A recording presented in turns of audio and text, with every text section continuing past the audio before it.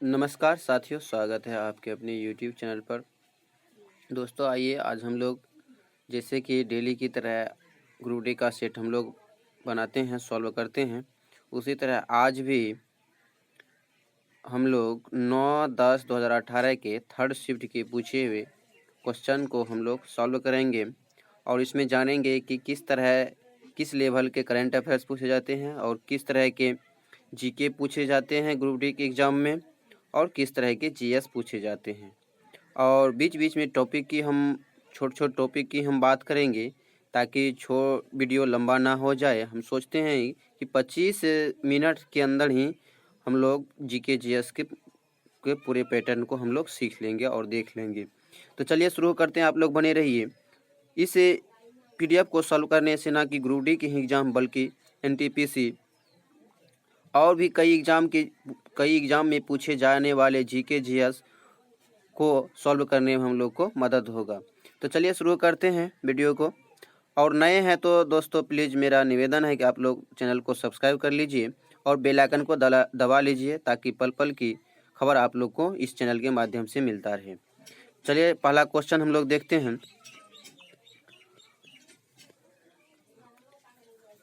पहला क्वेश्चन आप लोगों के बीच है कि शतरंज में पहली भारतीय महिला ग्रैंड मास्टर कौन है। शतरंज में जो पहली भारतीय महिला ग्रैंड मास्टर बनी है तो वो कौन सा है, तो याद इसका रखिएगा और इसका आंसर है एस विजया लक्ष्मी है। तो नेक्स्ट क्वेश्चन हम लोग देखते हैं। कौन सा भारतीय कैबिनेट मंत्री, जी छोड़िए ये सब करंट अफेयर्स है, तो इतना तो समझना है कि करंट अफेयर्स जो है इस तरह के पूछे जाते हैं कि उस समय के राष्ट्रीय रक्षा के लिए उत्तरदायी कोई और था। उस समय निर्मला सीतारमण था, तो अभी तो का ये काम नहीं देगा। तो नेक्स्ट क्वेश्चन हम लोग देखते हैं। क्वेश्चन है, इनमें से कौन सा देश लोकतांत्रिक नहीं है। लोकतांत्रिक नहीं है तो याद रखिएगा ये जो चीन जो है लोकतांत्रिक देश नहीं है। जैसे कि अपना इंडिया में लोकतांत्रिक देश है, यानी लोकतांत्रिक देश का मतलब होता है जनता का शासन ही होता है, यानी जनता के द्वारा हम लोग चुनते हैं किसी को, प्रधानमंत्री या राष्ट्रपति को किसी न किसी माध्यम से हम लोग जनता के द्वारा ही चुना जाता है। तो चलिए नेक्स्ट क्वेश्चन हम लोग देखते हैं। देखिए क्वेश्चन है न्यूमेरिकल से संबंधित है, तो आप लोग इसमें न्यूमेरिकल भी हम लोग साथ न्यूमेरिकल भी हम लोग करते जाएंगे क्योंकि जीएस जो है न्यूमेरिकल में ही आता है, न्यूमेरिकल जो जीएस में ही आता है। तो अब हम लोग देखते हैं कैसे इसको बनाना है। तो देखिए क्वेश्चन है 10 मिनट में सर्किट के माध्यम से 300 कूलम्ब आवेश प्रभावित होता है और सर्किट द्वारा प्रभावित होने वाली धारा ज्ञात करना है। तो हम लोग जानते हैं क्यू बराबर होता है आई इंटू टी। क्यू बराबर होता है आई इंटू क्या होता है, टी होता है। तब देखिए हम लोग अब जानेंगे। तो आई बराबर हो जाएगा, क्या हो जाएगा, आई बराबर हो जाएगा क्यू बटे टी हो जाएगा। तब देखिए क्यू का मान कितना दिया हुआ है 300, क्यू का मान कितना दिया हुआ 300 है। दोस्तों अगर आप लोग किसी भी न्यूमेरिकल को नहीं समझते हैं तो आप लोग कमेंट बॉक्स में कमेंट कर दीजिएगा, हम अस्थिर से और पूरे बेसिक से बताएंगे। अब देखिए इसमें 300 यहाँ कूलम दिया हुआ ही है, तो यहाँ क्यू बराबर लिखते कि 3 दिया हुआ है, फिर टी बराबर लिखते इतना दिया हुआ है, तो हम डायरेक्ट आप लोग समझ जाएंगे कि 300 देखिए क्यू का मान दिया हुआ है क्योंकि आवेश है, क्यू बराबर आवेश ही होता है। और टी देखिए यहाँ कितना दिया हुआ 10 मिनट दिया है, तो 10 मिनट को हम लोग क्या करेंगे सेकंड में लिखना है, तो 60 से गुना करेंगे। तो अब देखिए इस तरह से आप लोग का अब 60 से गुना करेंगे तो सेकंड में आ जाएगा। अब देखिए 2 शून्य यहाँ से और 1 शून्य करके 2 शून्य यहाँ कट गया। अब यहाँ देखिए क्या आ गया, तो आई बराबर क्या आ जाएगा 3/6, यानी फिर इसको भी कटा सकते हैं, 3 का 3, 3 दूनी 6, यानी 1/2, यानी आई बराबर क्या आ गया मेरा 1/2। 1/2 को हम लोग क्या लिख सकते हैं, हाफ लिख सकते हैं, यानी हाफ तो है ही 0.5 लिख सकते हैं, एम्पियर हो जाएगा क्योंकि धारा का मान जो है एम्पियर में होता है, इसलिए आंसर इसका हो जाएगा 2 नंबर आंसर में 0.5 एम्पियर हो जाएगा। नेक्स्ट देखिए फिर एक न्यूमेरिकल ही है। पृथ्वी की सतह पर मापे जाने पर वस्तु का भार 60 न्यूटन है, चंद्रमा की सतह पर इसका भार क्या होगा। देखिए यहाँ पे भार का बात कर रहा है, अगर द्रव्यमान रहता तो आप लोग द्रव्यमान और भार सोच के देखना है इस तरह के क्वेश्चन में।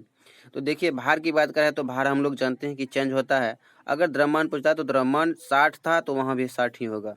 तो देखिए यहाँ 60 न्यूटन दिया है भार, तो हम लोग जानते हैं भार जो है चंद्रमा पर 1/6 होता है। जब यहाँ 60 दिया हुआ है तो 60 का 1/6 कितना हो जाएगा, 6 से कटाएंगे तो 10 बार में यानी 10 न्यूटन हो जाएगा इसका आंसर, जो कि ऑप्शन नंबर 2 में दिया हुआ है। नेक्स्ट देखिए, वायु की प्रकृति के अनुसार कौन सा पदार्थ एक विशेष रंग के साथ चमकते हैं। तो वायु की प्रकृति के अनुसार ये जो है प्लाज्मा जो है ये है एक विशेष रंग के साथ चमकते हैं। नेक्स्ट देखिए, नेक्स्ट क्वेश्चन हम लोग देखेंगे, निम्नलिखित में से कौन सा विलयन बिजली का संवहन नहीं करता है।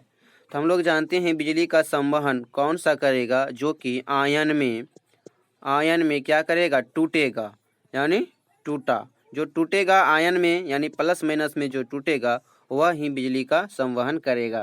तो देखिए जैसे कि कैल्शियम क्लोराइड है, Ca इसमें है और क्लोराइड है, तो ये प्लस माइनस में टूट जाएगा, प्लस माइनस में यह टूटेगा, तो इसलिए यह जो है संवहन करेगा। सोडियम हाइड्रोक्साइड भी देखिए इसमें भी 2 है सोडियम, यानी Na है, इसके बाद सोडियम हाइड्रोक्साइड OH है, तो यह भी प्लस माइनस में टूटेगा, तो इसलिए यह भी संवहन करेगा। देखिए सोडियम क्लोराइड है, सोडियम क्लोराइड भी है, तो इसमें भी हम लोग देखते हैं कि Na होता है और Cl होता है, तो प्लस माइनस में यह भी टूटेगा, तो सोडियम क्लोराइड भी बिजली का संवहन करेगा। लेकिन यहाँ पे पूछा है संवहन नहीं करेगा, तो शर्करा जो है यह प्लस माइनस में नहीं टूटेगा, तो इसलिए इसका आंसर शर्करा हो जाएगा। नेक्स्ट देखिए, नेक्स्ट क्वेश्चन, ध्वनि तरंग जब किसी माध्यम से होकर गुजरती है तो इसका अपरिवर्तित रहता है। क्या चीज़ अपरिवर्तित रहता है, इसको सोचना है। देखिए दोस्तों, आप लोग को याद रखना है, आवृत्ति जो है जब ध्वनि तरंग किसी माध्यम से होकर गुजरती है, जैसे यह माध्यम हो गया, इस से ध्वनि तरंग गुजर रहा है, तो यह जो आवृत्ति होगा उसका चेंज नहीं होगा, जबकि आयाम, गति और तरंगदैर्घ्य ये तीनों चेंज होंगे और आवृत्ति नहीं चेंज होंगे। तो इस तरह के क्वेश्चन को ध्यान में रखिएगा, क्योंकि बहुत ही बार पूछे जाते हैं और कंफ्यूज वाले क्वेश्चन हैं। नेक्स्ट क्वेश्चन देखिए, पृथ्वी की सतह पर जहां वायु का घर्षण नगण्य हो तो वस्तु जब गिरेगी तो वह क्या होगा। तो देखिए जहां पर वायु नहीं यानी कोई भी अवरोध ही नहीं होगा, तो कोई भी, जैसे मान के चलिए एक पत्थर गिराएंगे और एक पंख भी गिराएंगे, किसी का पंख भी गिराएंगे चिड़िया का, तो वह एक साथ ही गिरेगा। कब गिरेगा, जबकि वायु का प्रतिरोध यानी निर्वात हो। अगर वायु रहेगा तो एक साथ नहीं गिरेगा। तो याद रखना, वायु यहाँ पर लिख दिया है, वायु नगण्य हो तो एक समान त्वरण से गिरेगी। नेक्स्ट क्वेश्चन हम लोग देखते हैं। देखिए इस तरह का क्वेश्चन आप लोग कई हमारे दोस्त घबरा जाते हैं कि इसको कैसे बनाना है। तो देखिए इस तरह के क्वेश्चन आ गए हैं तो आप लोग को समझा देते हैं। देखिए इस तरह के क्वेश्चन में देखिए कैसे बनाना है कि जैसे यहाँ देखिए कितना बराबर भाग में काटा गया है। देखिए यहाँ से ये 1 भाग है, 2 भाग, 3 भाग, 4 भाग, सभी में स्क्वायर बन रहा है और सभी को बराबर बराबर भाग में बांटा गया है। इस तरह से बांटा गया है। देखिए इसका 4 है तो 4 का भी स्क्वायर करेंगे, फिर ये देखिए इसको 3 का स्क्वायर करेंगे। ध्यान से देखिए इसको, देखिए 1 भाग में बटा हुआ 2 भाग, यानी 4 स्क्वायर यहाँ से शुरू से बन रहे हैं। तो 4 का स्क्वायर करेंगे, 4 का स्क्वायर करेंगे, फिर 3 का स्क्वायर करेंगे, फिर 2 का स्क्वायर करेंगे, फिर 1 का स्क्वायर करेंगे। देखिए 4 चौका 16 हो जाएगा, 3 तिया 9 हो जाएगा, इसके बाद 2 दूनी 4 हो जाएगा, इसके बाद 1 का स्क्वायर 1 हो जाएगा। तो देखिए कितना हो जाएगा, 16 9 25 25 और 4 29 1 30 हो जाएगा। यानी इसमें 30 आ गया ये बड़ा वाला में, यानी ये सब मिलकर और ये सब मिलकर, ये सब सभी जो है बड़ा वाला इस साइज के जितने भी है यहाँ से यहाँ तक सभी कितना हो जाएंगे, 30 हो जाएंगे। और ये सब मिला के भी, यानी इस तरह का जो दिया हुआ है इस तरह से हम लोग बात करेंगे, इस तरह से निकालने बोलेगा तो इसका 2 का स्क्वायर करेंगे, फिर 1 का स्क्वायर करेंगे, 2 दूनी 4 1 5 हो जाएगा। देखिए कैसे 5 होता है, 1 ये 2 3 4 1 बड़ा वाला 5 हो जाएगा। उसी तरह से इसमें कितना हो जाएगा, 25 हो जाएगा। इसके बाद अब इसमें देखिए हम लोग को ध्यान से देखना है कि एक बार कलर हम लोग चेंज कर लेते हैं। देखिए अब जो मेरा ये बचा है, ये छोटा वाला जो बचा है, इसमें भी देखिए 5, जैसे कि अभी यहाँ बताए 5, फिर इसमें भी 5, फिर इसमें भी कितना हो जाएगा, 5 हो जाएगा, फिर इसमें भी 5 हो जाएगा। तो 30 तो पहले हुआ था। इसके बाद देखिए 5, 5 10, 5 15, 5 20, इसमें 20 और ऐड कर देना है तो कितना हो जाएगा, 50 हो जाएगा। आशा करते हैं कि आप लोग समझ गए होंगे और ध्यान से इसको देखिएगा तो समझ जाएंगे। और इस तरह के क्वेश्चन कई एग्जाम, कई किसी भी सेट में, एसएससी का हो, ग्रुप डी, एनटीपीसी और किसी बिहार पुलिस किसी का भी हो, तो इस तरह के क्वेश्चन पूछे जाते हैं। तो नेक्स्ट क्वेश्चन देखिए,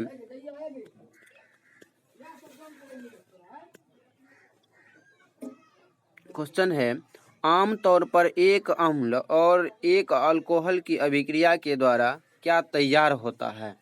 तो एक अम्ल जैसे मान के चलिए एल्कोहल C2H5OH, ये हो गया अल्कोहल हो गया। इसके बाद इसको जो हम लोग HCl से अभिक्रिया करा देंगे, यानी ये अम्ल हो गया या अल्कोहल हो गया, तो दोनों के साथ अभिक्रिया कराएंगे तो निर्माण हो जाएगा एस्टर का।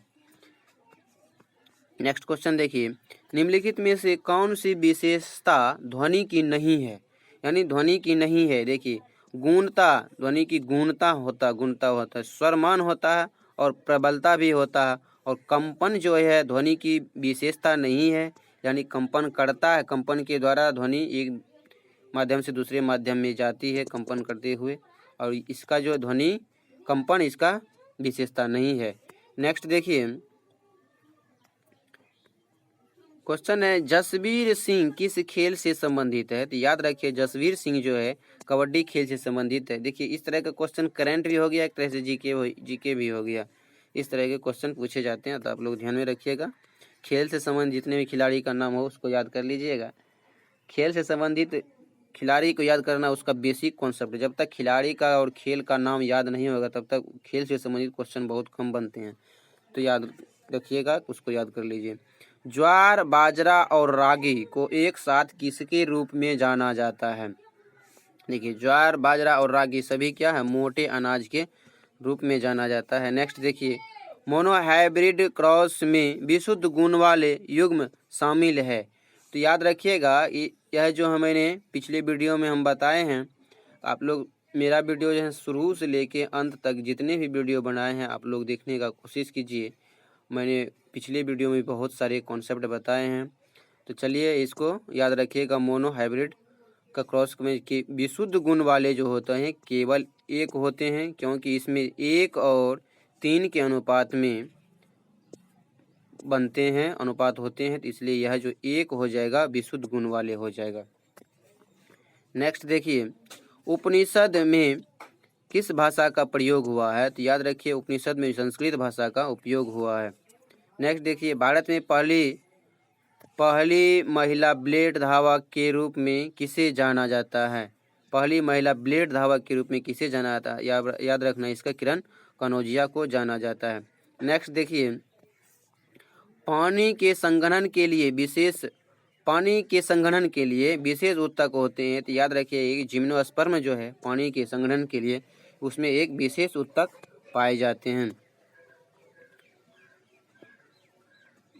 नेक्स्ट देखिए एसबीआई के उस अग्रणी व्यापक डिजिटल उत्पाद का नाम क्या है जिसे विश्व की नवीनतम डिजिटल प्रौद्योगिकी उपयोग करके बनाया गया है।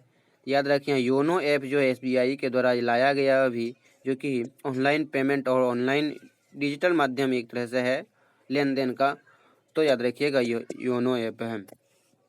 नेक्स्ट देखिए बहुत अच्छा न्यूमेरिकल है आप लोगों के बीच। 15 kg द्रव्यमान की एक वस्तु 2 मीटर पर सेकंड के एक समान वेग से गति कर रही है, तो उस वस्तु में गतिज ऊर्जा क्या होगा। तो गतिज ऊर्जा हम लोग जानते हैं हाफ mv² होता है। तब देखिए हाफ m का मान देख लीजिए, जब दिया हुआ है 15 kg, इसके बाद वेग का मान दिया हुआ है 2, तो हाफ m का मान कितना रखेंगे 15 गुना कितना रखेंगे 2 गुना 2, यानी स्क्वायर है 2 का, तो जिसको काट दीजिए, कट गया, दो कट गया, इसके 15 दूनी 30 बच गया। इसका कितना हो जाएगा आंसर? 30 जूल होगा। और गतिज ऊर्जा का हमेशा ऊर्जा जूल में ही होता है। तो नेक्स्ट देखिए, नेक्स्ट क्वेश्चन हम लोग देखते हैं। देखिए, निम्नलिखित में से कौन सी भाषा मगधी के नाम से भी जानी जाती है और पूर्वी भारत के बिहार झारखंड क्षेत्र में बोले जाने वाली भी भाषा है? मगधी भाषा को और किस नाम से जाना जाता है? तो याद रखिएगा यह जो मगही हो जाएगा इसका आंसर। नेक्स्ट देखिए, एक न्यूमेरिकल फिर से आप लोग के बीच है। यदि बल्ब फिलामेंट का प्रतिरोध 500 ओम है, तो देखिए ओम जैसे बात कर रहा है तो आर बराबर लिखेंगे 500 ओम, आर का मान दिया हुआ है। इसके बाद देखिए, इसके बाद 220 वोल्ट से दिया हुआ, तो यानी भी का मान कितना है? 220 वोल्ट दिया हुआ है। तो इलेक्ट्रिक बल्ब में कितनी धारा प्रवाहित होगी? जब देखिए आर दिया हुआ और भी दिया हुआ है, तो हम लोग को क्या निकालना? आई निकालना है। तो आई बराबर हम लोग जानते हैं, आई बराबर क्या होता है? तो भी बटे आर होता है। ध्यान से देखिए, आप लोग को इसमें एक अच्छा कॉन्सेप्ट भी सिखाएंगे। तो भी का मान देखिए क्या हो, देखिए यहाँ से हम लोग लिखते हैं, जगह कम पड़ जाएगा। तो देखिए भी बराबर कितना हो जाएगा? 220 वोल्ट हो जाएगा। इसके बाद नीचे कितना हो जाएगा? 500 हो जाएगा। सबसे पहले देखिए,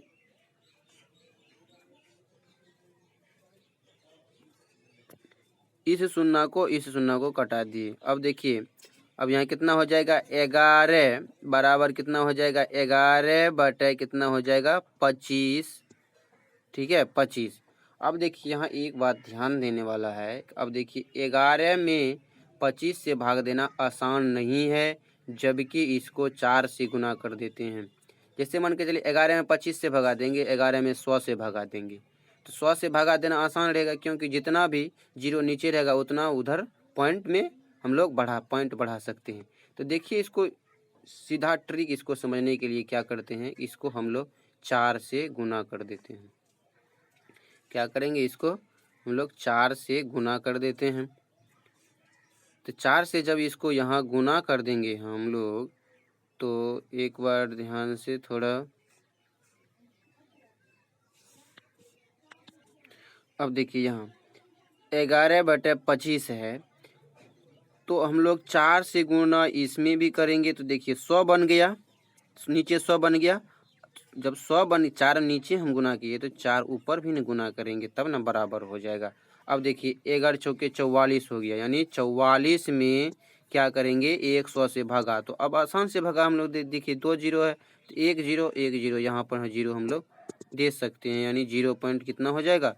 44 हो जाएगा। इसका एम्पियर 44 एम्पियर हो जाएगा। नेक्स्ट देखिए, नेक्स्ट क्वेश्चन है, जिसके कारण ब्रह्मांड में प्रत्येक निकाय हर दूसरे निकाय को आकर्षित करता है, उस बल को क्या कहते हैं? तो याद रखिएगा, गुरुत्वाकर्षण बल के द्वारा ही कोई एक दूसरे से संपर्क में और एक दूसरे से बंधे हुए रहते हैं, कोई भी ग्रह। नेक्स्ट देखिए, बोलीविया में भारत के राजदूत, तो अभी तो छोड़िए, करंट अफेयर्स है, इस तरह के क्वेश्चन पूछे जाते हैं, इतना ध्यान में रखना है। निम्नलिखित में से कौन सा एक पराग कोश का हिस्सा नहीं है? तो देखिए अंडप जो है यह पराग कोश का हिस्सा नहीं है, जबकि परागकण, किसके केसर और परागकोश तो है ही, परागकोश का हिस्सा परागकोश तो है ही, परागकण और केसर नहीं है। केसर है और यह अंडप नहीं है, केसर भी है। नेक्स्ट देखिए, नेक्स्ट क्वेश्चन देखते हैं कि एक संतृप्त हाइड्रोकार्बन है। संतृप्त हाइड्रोकार्बन, इसका मैंने पिछले वीडियो में बताया है, तो चलिए एक बार आप लोग को इसका रिवीजन कर देते हैं। जैसे देखिए CnH2, इसका पूरे बेसिक कॉन्सेप्ट बता दें। CnH2n हो गया। अब देखिए इसमें इसी को हम लोग ध्यान में रखना है। अब देखिए एक होता है एल्केन,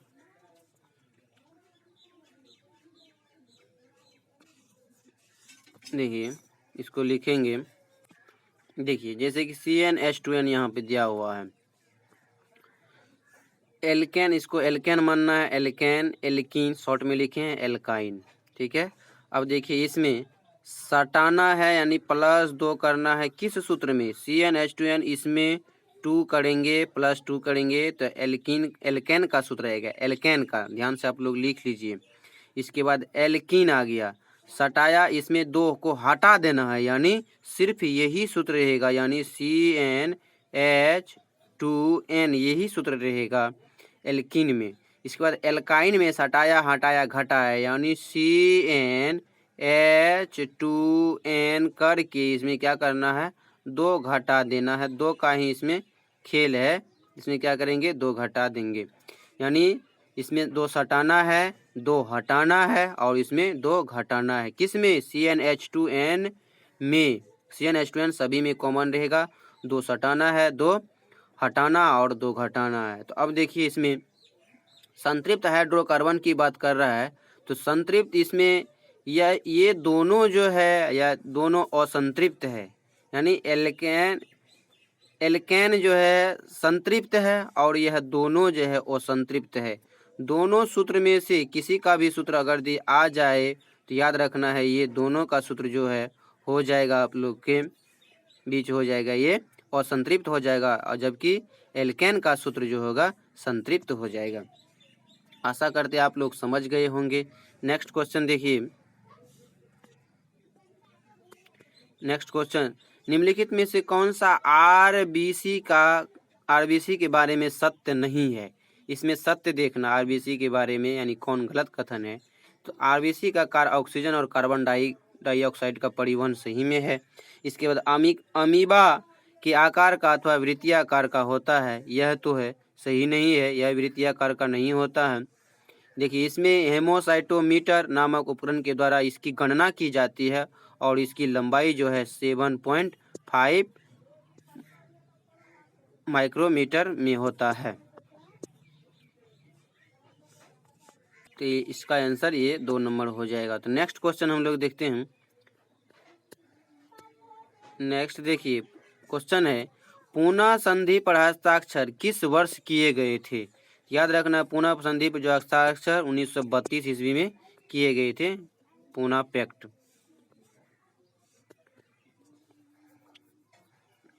नेक्स्ट क्वेश्चन देखिए, क्वेश्चन है निम्नलिखित में से कौन सा क्रिप्टोगेमस कहलाता है। क्रिप्टोगेमस या क्रिप्टोगेमी कहलाता है, याद रखिएगा। थाइलोफाइटा, टेरिडोफाइटा और ब्रायोफाइटा जो है यह क्रिप्टोगेमस कहलाते हैं। नेक्स्ट देखिए, नेक्स्ट क्वेश्चन,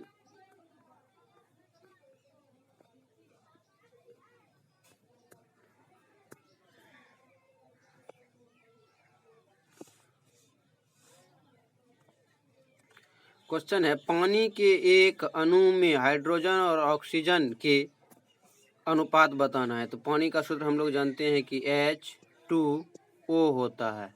इसमें देखिए इसमें क्या द्रव्यमान का अनुपात नहीं पूछा, इसमें हाइड्रोजन और ऑक्सीजन के अनुपात पूछा है। तो ये 2 अनुपात में है और यह 1 अनुपात में, यानी ये हाइड्रोजन 2 है ऑक्सीजन 1 है, तो इसलिए 2 और 1 अनुपात हो जाएगा इसका आंसर।